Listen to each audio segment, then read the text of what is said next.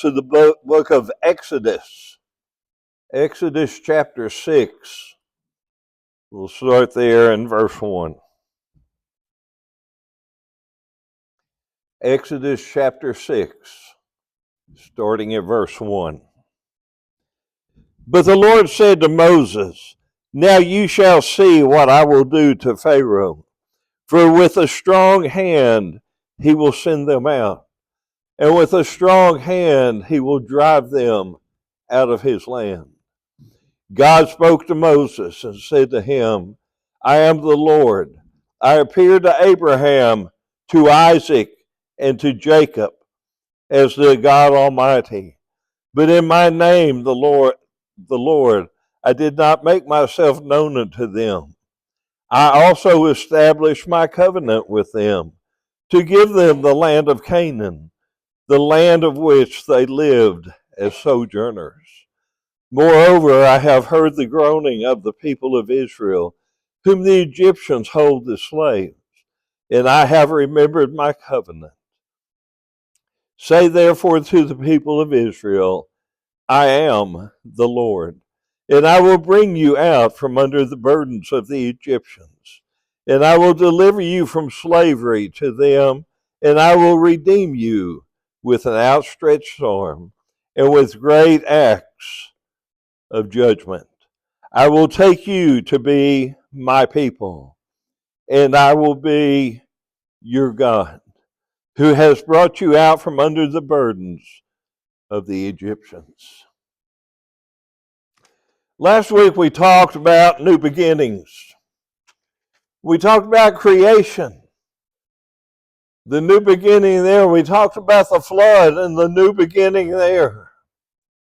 We talked about the Tower of Babel and the new beginning there. And we talked about the promises made to Abraham, Isaac, Jacob. About a new beginning, about a great nation that was going to be given by God. A nation that was going to be his people.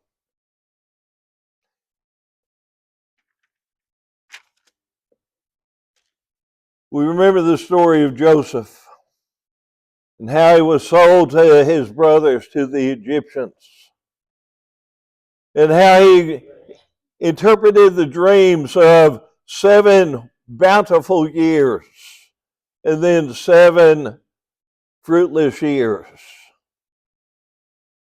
and how he was put in charge of storing up the grain that the people were going to need during the time where there was no rain and the crops would not grow.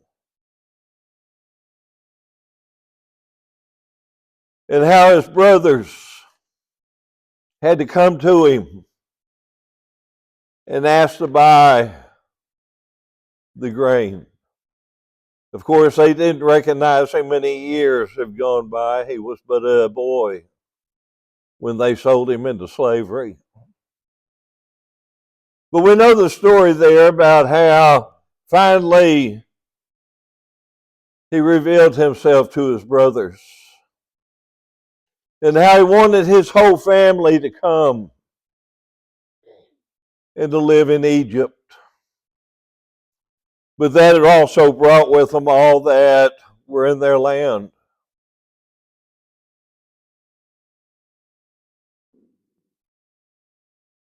And they came and they partook of the grain that Egypt had. And Egypt took control of them.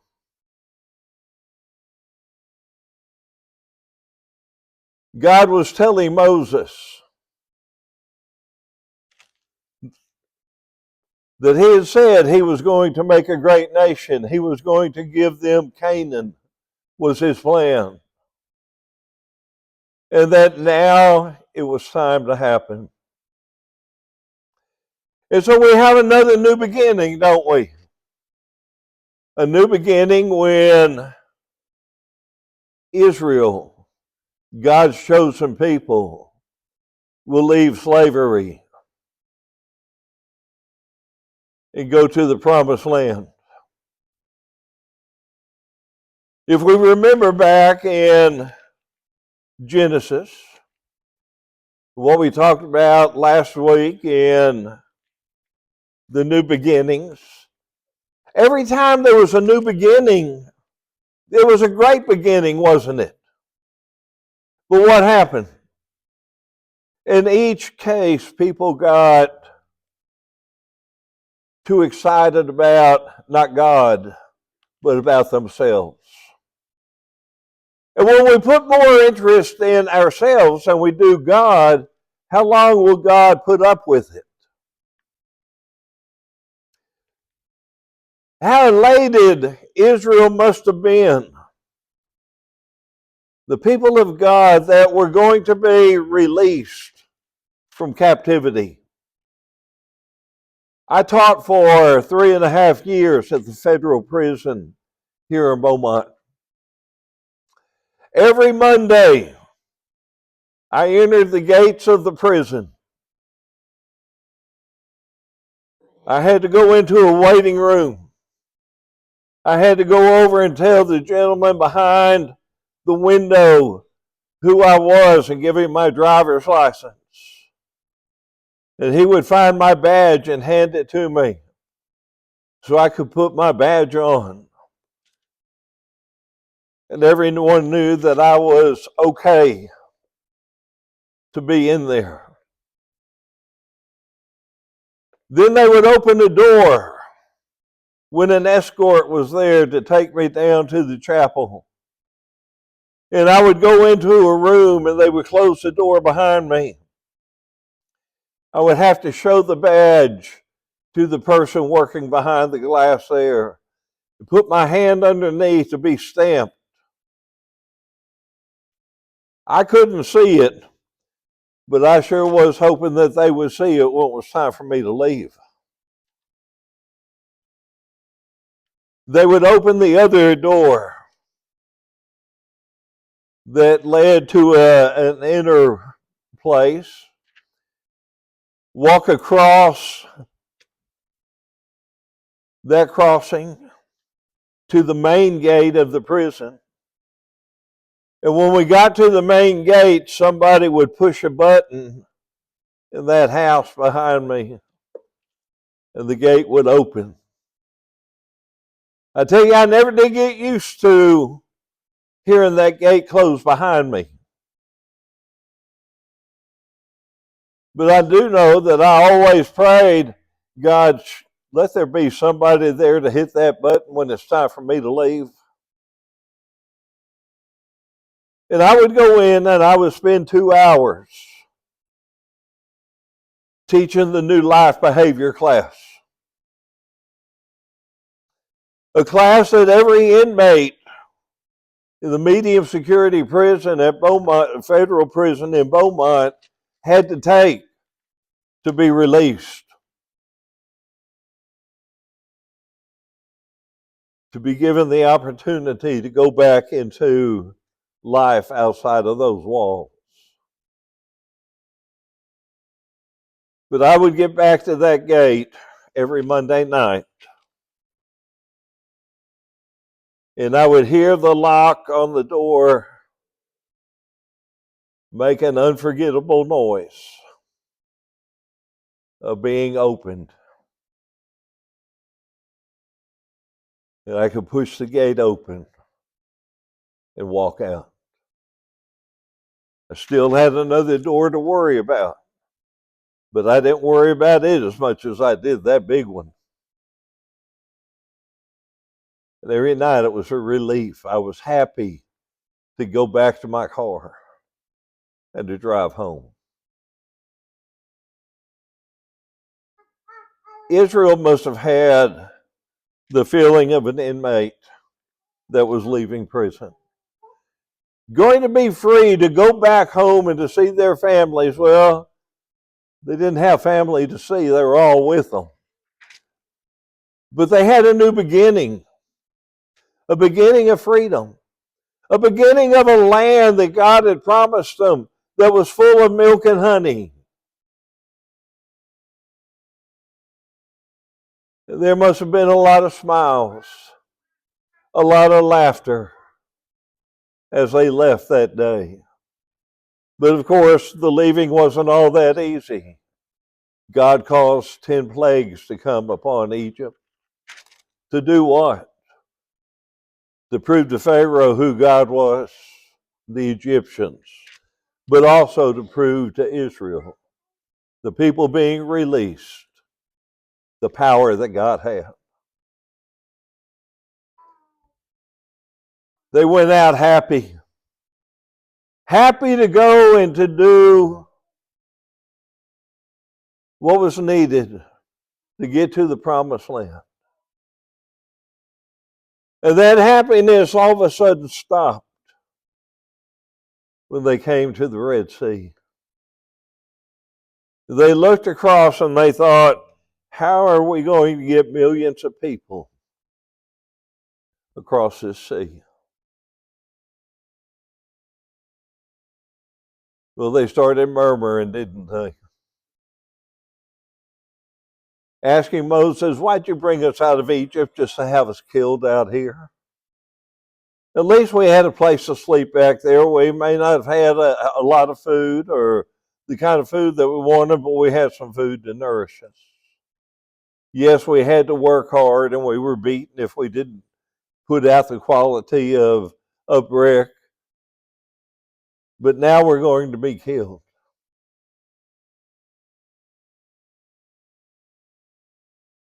Moses went to God.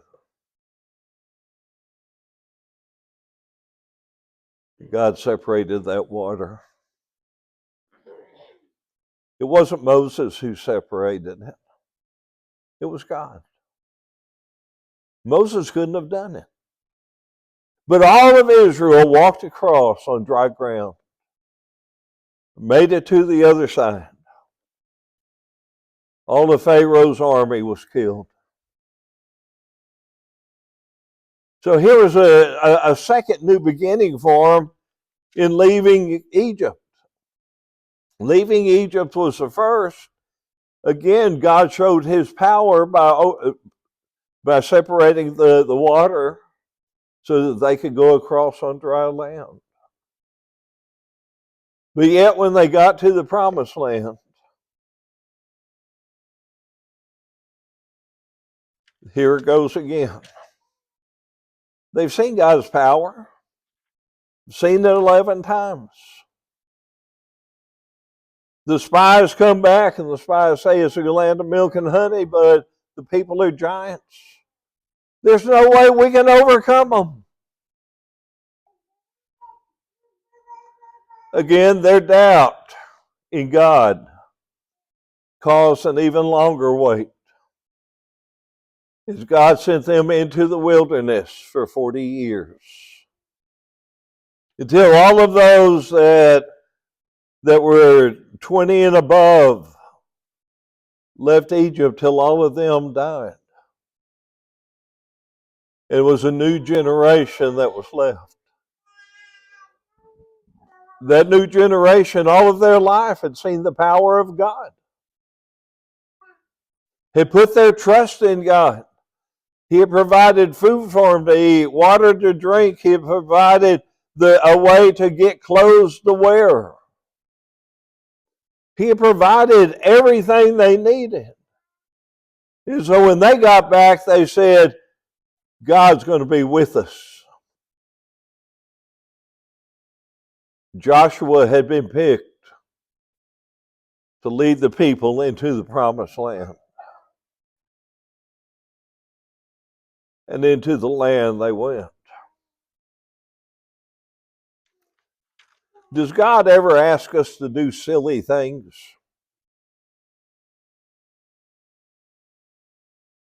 That's what a lot of people said he did with Jericho. When you get in there every day, I want you to walk around the walls once a day. And on the seventh day, walk around them 7 times. And then when you finish that, blow the trumpets. Make noise. And go in and utterly destroy everything. Can't you just see the people of Jericho standing on that wall watching them walk around at once every day and laughing at them and making fun. And finally, on that seventh day, they're doing it 7 times. And the jeers probably got stronger and louder each time they went around. But when they did what God said, blew the horns and made the noise, what happened to the walls of Jericho? They came tumbling down. And Israel was able to go in and take over that first town. That first part of Canaan was going to be theirs now. They move on to Ai. God said, just like Jericho, I want you to destroy everything. Don't leave anything. Don't take anything. Don't leave anyone alive. Utterly destroy everything. We know the story, don't we? One of the fathers just couldn't resist. Let me get just a little bit. Let me take just a little bit of the spoils. Achan was his name. And he took a little bit of the spoils and he took them back to his tent and he hid them under his tent. Nobody's going to know. Nobody saw it.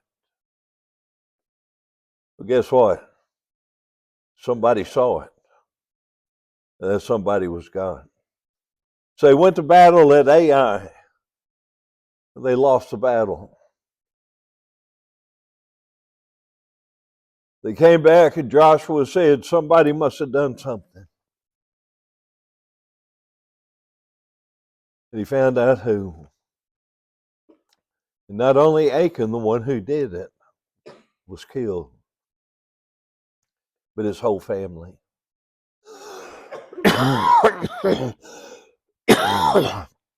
They went through and took all the other lands. Why? Because they did what God told them to do. And now the land of Canaan was theirs. They were ruled by judges. The last judge being Samuel. In 1 Samuel chapter 8, the people came to Samuel and they said, Samuel, we want a king. We want a king. And Samuel says, why do you want a king? Because we want to be like everybody else. What's happened? They've taken their eyes off of God and put it on self. Just like all these new beginnings before. God told Samuel, he says, Samuel, they're not rejecting you. They're rejecting me. You don't feel bad about it. But you tell them what a king will do. And he told Samuel what to say. And the people still rejected God. And said, we want a king to rule over us. 42 kings ruled over Judah. 44, 45 kings altogether had ruled over God's people. You know how many of them were good kings? All good kings? 8 of the 42. What does that tell us? Where had the eyes of the people gone? It was not on God. It was on man. When they had good kings, what happened to the nation? They rose. They began to have more. Then you'd have a bad king come in. What was the good kings doing? The good kings were giving God the credit. What were the bad kings doing? They were taking the credit.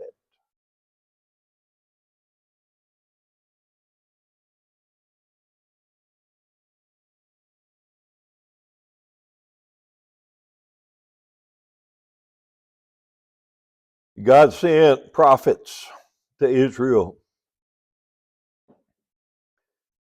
to tell them, start doing what I said, or they're going to be destroyed. They're going to be taken into captivity again.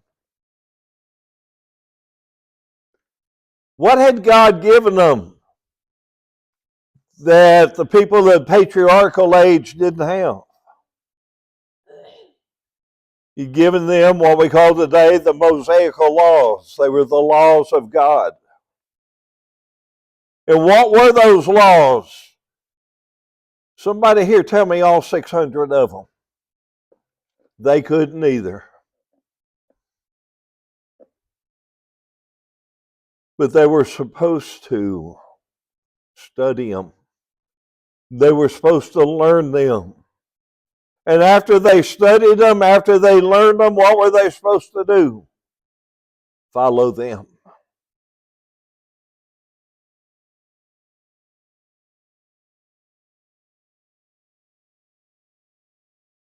When they had good kings, they were following them. When they had bad kings, they weren't. Did the people know the difference? Could they have blamed the king? No, they should have known the difference if they had done what God wanted them to do.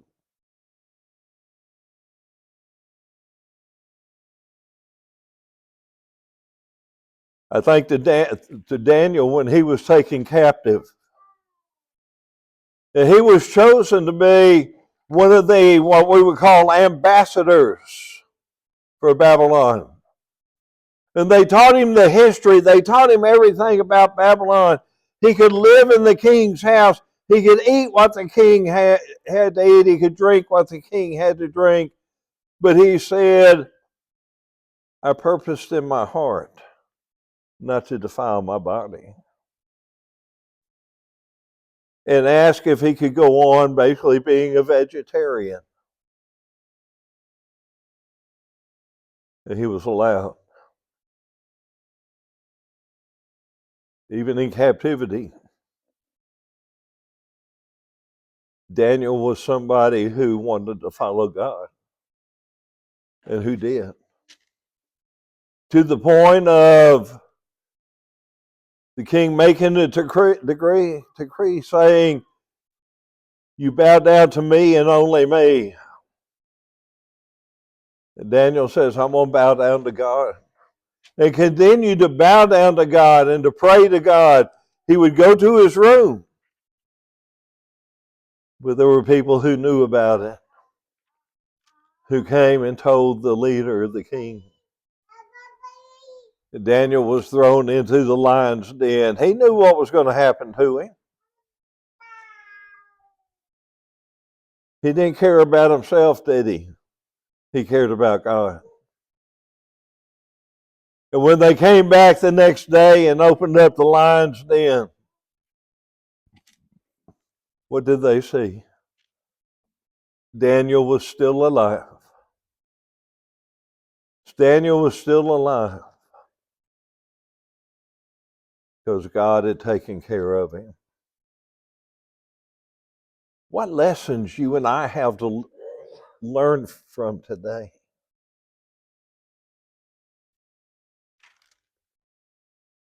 The people had to keep the Mosaical law when? At the time of that law. That was a new beginning that was going to live on for 1,000 years, 1,500 years. People were going to have to follow. Some did, and some didn't. What happened to those who followed? They were taken care of. What happened to those who didn't? They were destroyed. What does that tell you and I? It tells us to do what God says, doesn't it? Lessons that we learned from the lives of many other people. Lessons that you and I can learn today about lives of many people. Many young people today think they're going to live forever. Young people need to pick up the obituaries every day and read them. I used to get the newspaper. That was the first thing I turned to. And Mike, the reason it was the first thing I turned to, because if I saw my name in it, I wasn't going to do anything that day.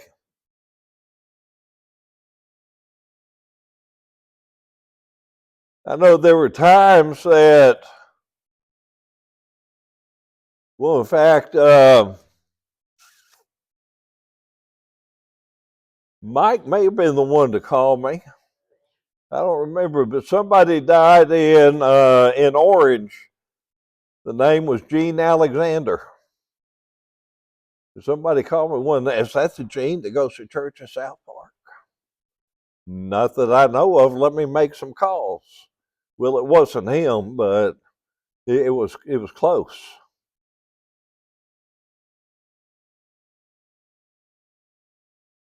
We're all going to die. We're all going to die. I've done funerals for babies that didn't make it out of the mother's womb. At least not alive. I've done funerals for a 6-year-old boy that was murdered by his cousin.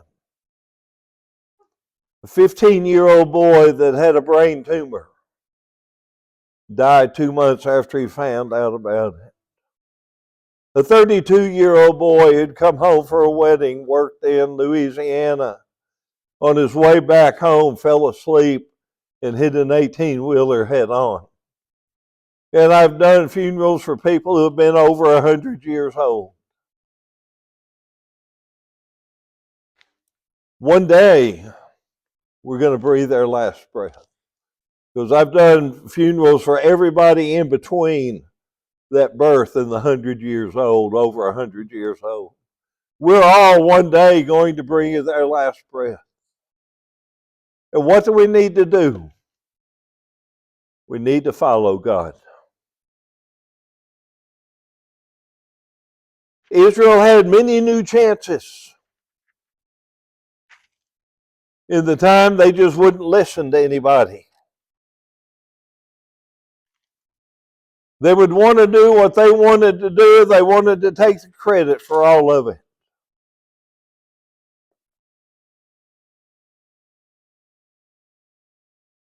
But there was something new on the horizon.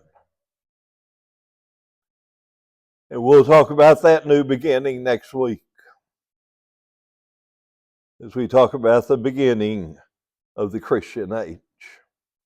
A lot of new beginnings we've had the opportunity to study about, to read about, to learn about.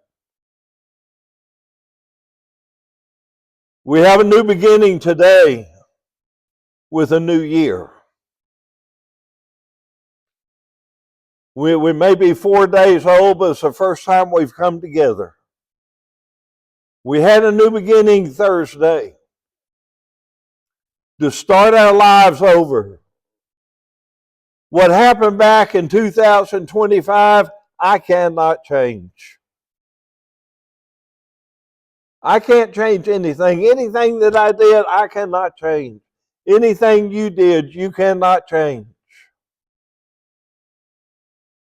But what can I change from today forward? From today forward, will I follow God? From today forward, will I obey Him? We find out right here what we have to do. And we've been warned in the patriarchal age. We've been warned in the Mosaical age to follow God and give Him the glory. And guess what? Next week when we study about the Christian age, none of that's going to change. We're still going to have to study. We're still going to have to follow. We're still going to have to give Him all of the glory. Let's look at the new beginning next week in the Christian age. We always want to offer an invitation when we come together. We're going to do so at this time. If anyone who needs to respond, do so as we stand and as we sing.